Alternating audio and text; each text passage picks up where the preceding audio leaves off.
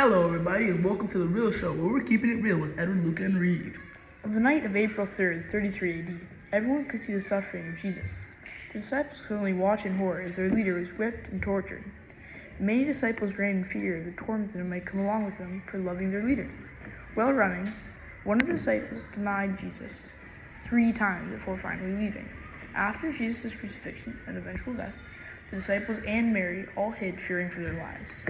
They hid for around 40 days until the Holy Spirit descended upon them and empowered them with the zeal for the faith and the conviction to evangelize and spread the good word.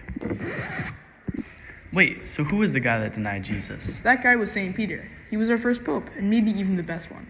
He denied Jesus 3 times, but he was one of Jesus' most faithful disciples. Peter was the only disciple ever to have a wife. Hold up, I thought popes couldn't have wives. That's right, but he was the first pope. There weren't any laws in place at the time that dictated what a pope could and could not do. So how did St. Peter become the first pope? I think Jesus appointed a pope in the 1st century AD. So what about his early life? What was he like? Well, before his name was Peter, he was known as Simon of Jonah. Simon had a brother named Andrew. They were both fishermen.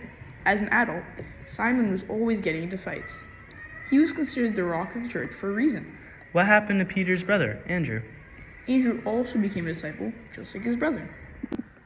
So tell me about St. Peter's life. What was he like in his years with Jesus? In Peter's time with Jesus, he watched him perform many miracles, from the fishes and loaves of bread to healing the centurion's own son. Even people of the Roman Empire believed Jesus to be the Messiah. You said even centurion? Who was the centurion? The centurion's name was Gaius. He was the praetor of Capernaum. What's a praetor? I'm pretty sure it's someone who is in charge of a city he is placed in. What was it like for St. Peter when he was witnessing his own rabbi being crucified? I mean, imagine you witness your father being wrongly accused of something, and all you can do is watch or just hide away. Must have been a hard time for him.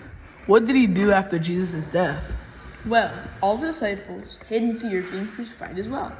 Weren't the disciples empowered by the Holy Spirit? Yeah, they were. What did St. Peter do after being gifted with courage? St. Peter went on to perform many miracles, just as Jesus did. Who were some of the people that St. Peter healed?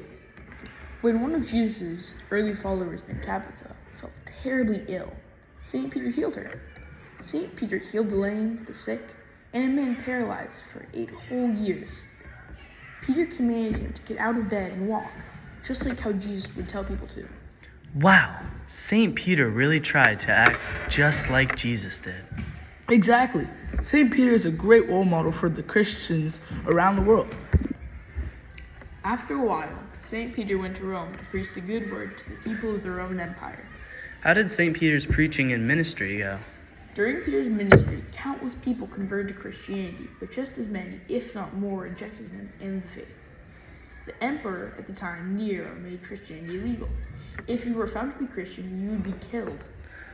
Why would the Roman Empire hate Christians so much? And who is this Nero anyway? Nero was one of the most hated Roman emperors and is widely regarded as the worst. Nero hated Christians so much he thought they were the ones who started the Great Fire of Rome. Let's have a small quiz to test if you remember what we have said on this episode.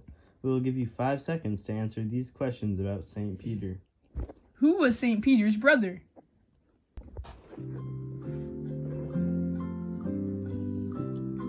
Andrew! True or false? The disciples were not empowered by the Holy Spirit when they went into hiding. False. What was Peter's